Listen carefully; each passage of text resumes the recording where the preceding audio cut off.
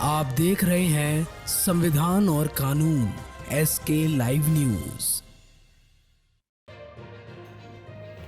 जबलपुर बेटी ने की पिता की शिकायत पर महिला थाना परिवार परामर्श केंद्र बुलाया गया।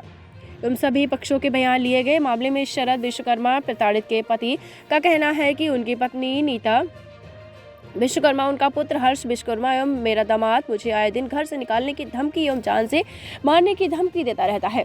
मेरा घर जो विक्टोरिया अस्पताल के सामने स्थित है, मैंने वह मेरे भाई ने संयुक्त रूप से खरीदा था। मेरे भाई ने, पुत्र ने, दामाद ने मार्केट से लाखों का कर्ज लेकर रखा है, जिसे वह चुकाने में असमर्थ है, जिसके चलते वह मुझ पर अपना हिस्सा भी बेचने का दबाव बना रहा है। अब इन लोगों को कर्ज चुकाने के लिए पैसे की आवश्यकता है तो यह मकान बेचना चाहते हैं। मैं अपना हिस्सा नहीं बेचना चाहता हूँ। मेरा दामाद, बेटा मुझे कागजों पर साइन करवाने के लिए मजबूर कर रहे हैं, जिसके चलते आए दिन मेरी झूठी शिकायत करते रहते हैं। कुछ दिन पहले इन लोगों ने मुझे घर से बाहर निकाल दिया था।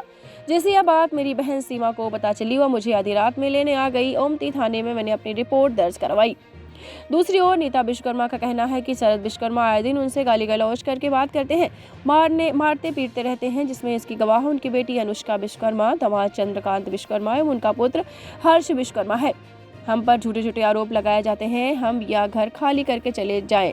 कई बार बोला जाता है कि मेरे पति शरद विश्वकर्मा का कहना है कि यह घर मेरे द्वारा खरीदा गया है, आप लोग इसे खाली कर दो। मेरे पति शरद विश्वकर्मा मकान खाली करने के लिए दबाव बनाते रहते हैं।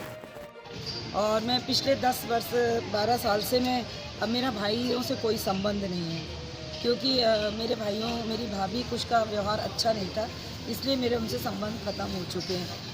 और इस सारे संबंध ख़त्म होने की जड़ है मेरी भतीजी साची विश्वकर्मा, जिसने घर में लड़ाई झगड़ा की और हम परिवार के बीच में एक दरार डाल दी।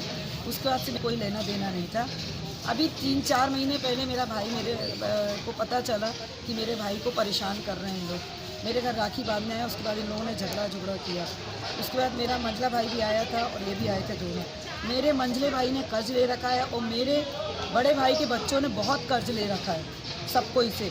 तो इन लोग मेरे भाई के ऊपर दबाव डाल रहे हैं, इस मकान को बेचिए कैसे भी करके। और मेरा भाई को पिछले 3 महीने से उन्होंने खाना पानी सब बंद कर रखा है। आप उसका चेक कर सकते हैं बैलेंस। पूरा पेमेंट वो अपने बच्चों को देता था। अपना घर होने के बाद वो मेरे घर पर रह रहा है, अलग रह रहा है। इन लोग उसको खाना नहीं देते हैं, उसको अपने घर में रख ले रहे हैं। मेरा सिर्फ ये कहना है कि आपको यदि खाना खर्चा मिल रहा है तो आप पति पत्नी एक दूसरे का सहयोग करें। इस एज में आपको अब मोहल्ले के लोग आके बचा रहे हैं। मुझे लोगों ने, पड़ोस के आके लोगों ने फ़ोन किया, 4 फ़ोन आए मेरे पास कि आपके भाई को मार रहे हैं।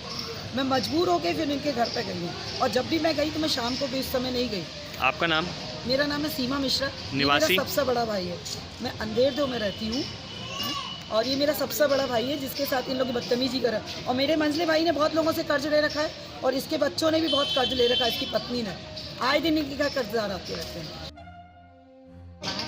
मेरे को 27 साल हो गए पति के साथ रहते हुए। मेरा पति कमाता नहीं, मैं टिफ़िन का काम करती हूँ। वो मुझे पैसे नहीं देता, मारता है। देखो ये सबूत है मारने का, कि मारता है, हमेशा हाथ उठाता है, गला दबाने देखता है। और इसकी बहन मुझे बहुत इंटरफेयर करती है कि मतलब मेरे पास में आओ, मेरे पास रहो, मेरे को पैसे दो, मेरे को ये करो। ये आई घर में झगड़ा करके, हाँ झगड़ा करके इसने मेरे पति को ले गई।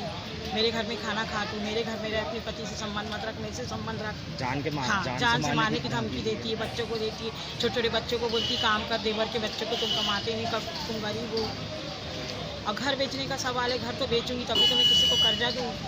कर्जा देना नहीं है, भाई को देना। हाँ भाई को देना। हम और दोनों भाई का मकान है, वो अपना बेचना चाहता है। जैसे आप बताएगा आपके ऊपर बहुत कर्ज है क्या आपके ऊपर? नहीं, मेरे ऊपर कोई कर्ज कुछ नहीं है। मेरे भाई का पैसा है, मेरे भाई को देना है मेरे को। जिसने शादी कराया और जिसने घर बनाया। और ये बेटी के बारे में बोल रही, तो बेटी के बारे में ये बहुत गलत बोल रही है और ये बदला ले रही है मेरे से इतने सालों का।